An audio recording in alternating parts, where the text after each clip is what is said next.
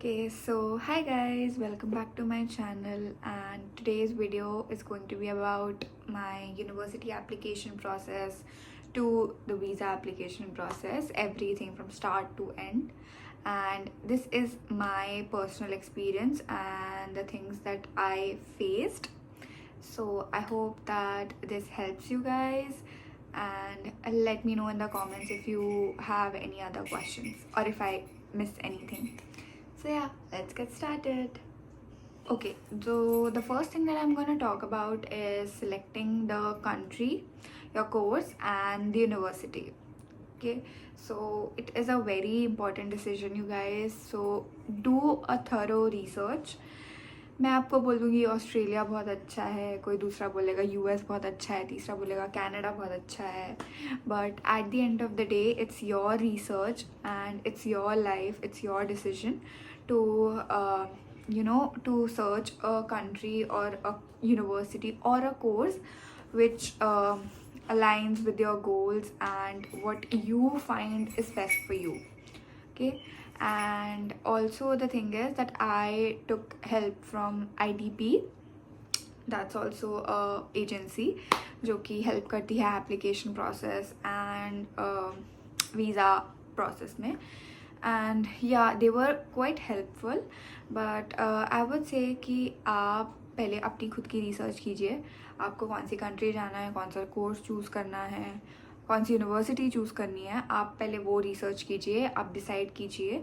फिर आप किसी भी एजेंसी के पास जाके बोल सकते हैं कि I want my admission in this university, so can you please help me. So the thing is, जो ये एजेंसीज़ होती हैं उनका सारी यूनिवर्सिटीज़ के साथ टाई अप नहीं होता है, सिर्फ कुछ ही यूनिवर्सिटीज़ के साथ उनका टाई अप होता है. तो if you go and just like plainly ask them that I want to go here this country and where should I go, like which university should I choose, so they will provide you with a list of universities that have tie up, like that has tie up with them. So there मतलब थोड़ा अपना उनका motive भी होता है, तो इसलिए I would suggest कि do your own research and then go to them कि मुझे इस यूनिवर्सिटी में एडमिशन चाहिए. Okay, yes. तो अब आपकी हो गई कंट्री फाइनल, यूनिवर्सिटी फाइनल, सब कुछ फाइनल हो गया. तो फॉर एग्जांपल मेरे केस में I wanted to go to Australia and especially Melbourne. So I decided on RMIT. So you can see I'm wearing their sweatshirt, hoodie. So yeah, तो see, Australia में क्या होता है, एक ग्रुप ऑफ 8 यूनिवर्सिटीज़ होती है. तो these 8 universities are the best. I wanted to go to Melbourne, और यहाँ पे 2 यूनिवर्सिटीज़ हैं, Monash and Australian National University. या आई थिंक या 2 of them, but like both of them were out of my budget.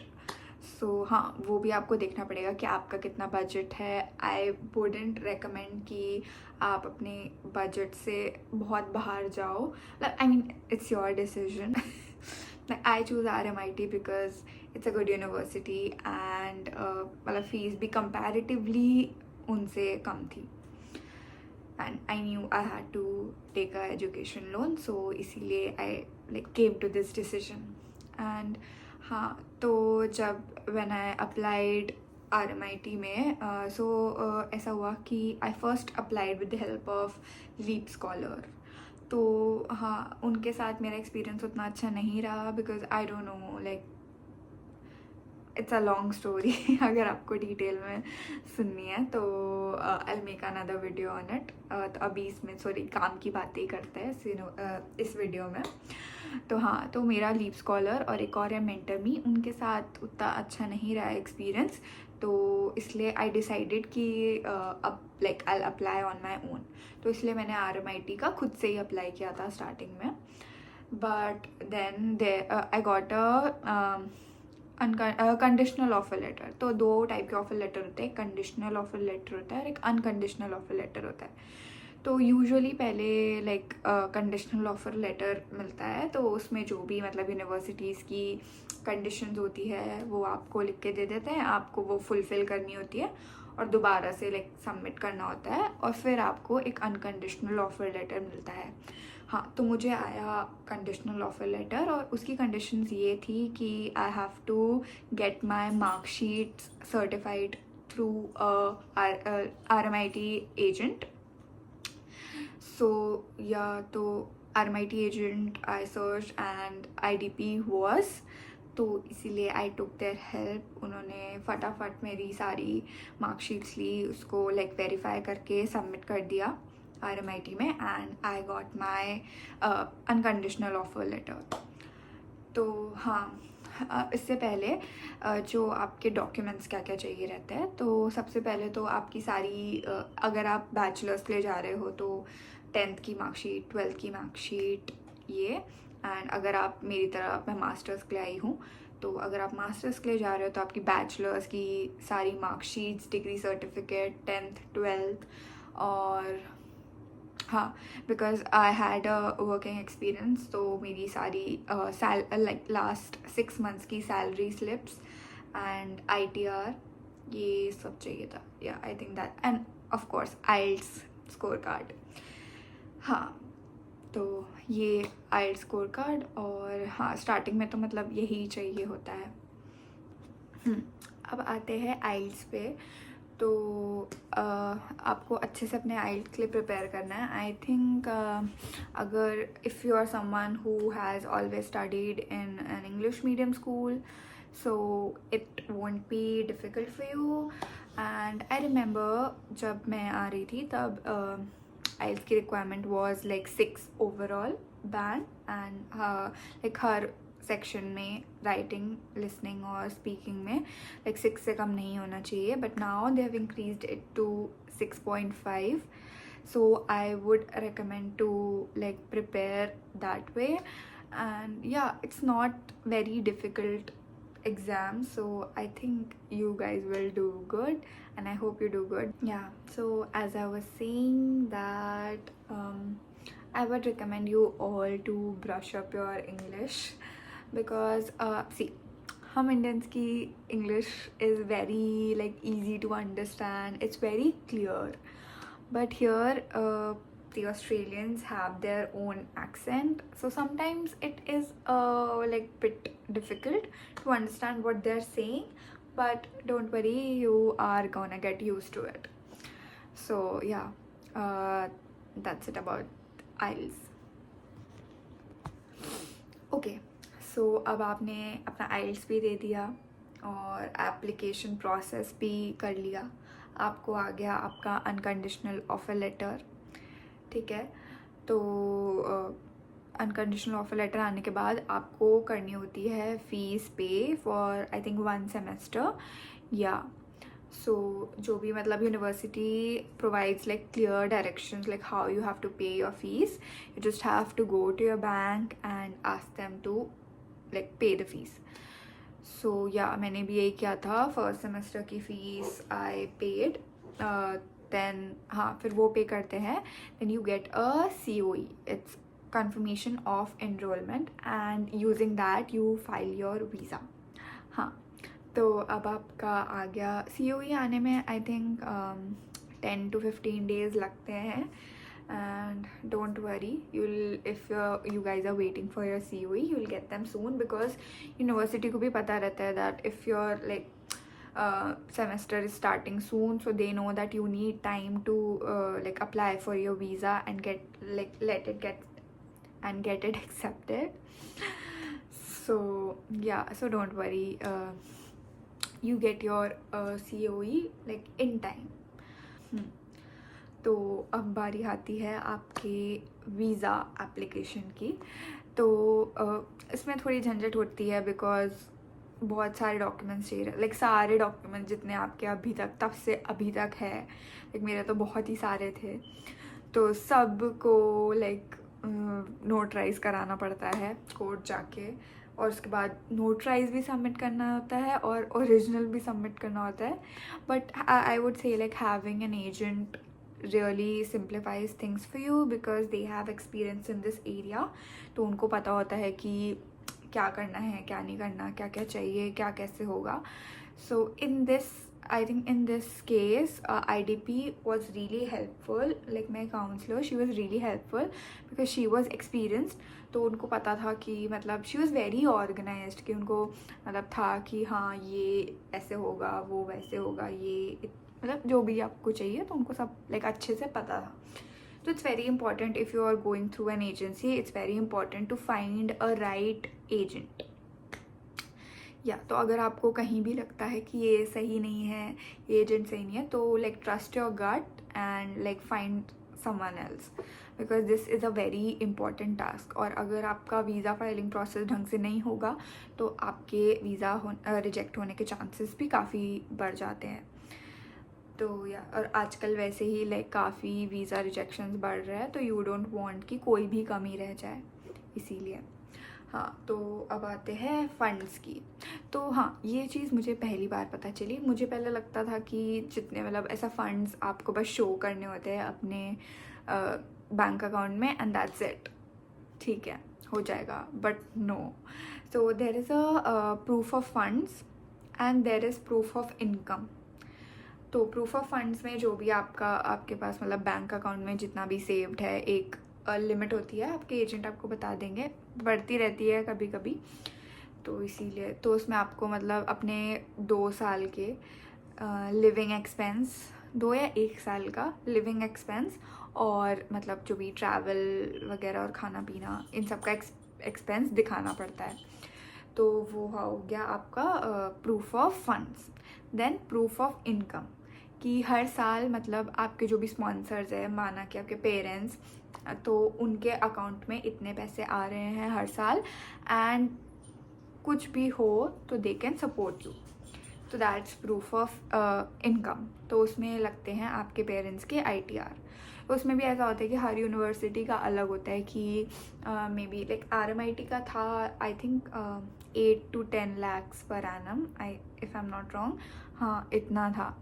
तो उसमें ऐसा नहीं है, ऐसा है कि अगर आपके पेरेंट्स की मान लो इतनी इनकम नहीं है पर ईयर, तो उससे कोई दिक्कत नहीं है, आप अपने किसी रिलेटिव्स के ITR भी लगा सकते हो. तो या लाइक कुल मिला के उतना होना चाहिए, like 10 to 12 lakh per annum होना चाहिए. तो ये होता है, ये मुझे नहीं पता था कि इनकम का अलग से दिखाना पड़ता है. तो हाँ, ये भी सब. तो इसमें भी बहुत सारे लाइक डॉक्यूमेंट्स लग गए थे, लाइक मेरी मॉम के सारे बैंक स्टेटमेंट्स, लाइक आपके स्पॉन्सर्स के सारे bank statement like last 3 months के, और जितना भी जो भी जैसे आपका प्रूफ ऑफ फंड है वो भी नोटराइज कराना था, बैंक से लेटर लेके आना पड़ता है कि हाँ मतलब इनके अकाउंट में इतने इतने हैं, and like we certify that. तो बैंक से भी वो सर्टिफिकेट लेके आना होता है. तो हाँ, तो ये सारे डॉक्यूमेंट्स होते हैं आपके, जितने भी एकेडमिक डॉक्यूमेंट्स हो गए, फंड्स वाले डॉक्यूमेंट्स हो गए, और आपके IELTS हो गया, एंड पासपोर्ट तो लाइक ऑब्वियसली पासपोर्ट तो चाहिए ही, एंड व्हाट एल्स, हाँ आधार कार्ड, पैन कार्ड, ये सब भी आपके स्पॉन्सर्स के सबके, एंड व्हाट एल्स, या आई थिंक दैट्स इट. तो ये सारे ओरिजिनल एंड उसकी मतलब नोटराइज्ड कॉपी दोनों चाहिए रहता है. ये हो गया. फिर क्या हुआ कि ये सब मैंने लाके अपनी एजेंट को दे दिए, एंड हम लोग ने लाइक वीडियो कॉल के through she like organised everything, she showed me everything कि हाँ ये यहाँ पे है, and filled the form with me. तो that was I think really good. And हाँ, फिर इसके साथ आपको एक मेडिकल भी करवाना पड़ता है इमिग्रेशन का. So that also cost around, like for Australia it was 7,000 something. तो हाँ ये था. एंड हाँ, आपके IELTS का it was when I gave it was 15,000. So I don't know अब बढ़ गया हो या नहीं. हाँ, एंड देन वीज़ा की भी फ़ीस होती है. वीज़ा की फ़ीस होती है around that time it was 41,000. तो ये इतना खर्चा, और फर्स्ट सेमेस्टर की फ़ीस, तो ये इतना लगभग खर्चा आपका आ जाता है, लगा लो आप. Like in my case it was around 10 to 12 lakhs starting में. तो हाँ, दैट्स दैट। एंड उसके बाद आपको फाइल कर लाइक आपका एजेंट या आप जो भी कर रहे हैं विल फाइल योर वीज़ा। हाँ, oh my god, I am sorry if I am going थोड़ा इधर उधर because I should have written this down. Okay, हाँ, अब बारी आती है SOP की। Sorry, SOP is very important. Okay guys, मतलब उसमें आपका पूरा इंटेंट दिखना चाहिए कि आप सिर्फ पढ़ने के लिए आ रहे हैं, पढ़ने के बाद you are going to go back to your own country. अगर उसमें उनको कहीं भी लगता है कि आप मतलब यहाँ रुकोगे या कुछ भी, तो your visa will get rejected. So make sure that you write your SOP very carefully. For me, like मेरी एजेंट ने obviously मुझे एक वो दे दिया था, मतलब एक टेम्पलेट टाइप का दे दिया था, तो उसमें but I had to edit it on my own.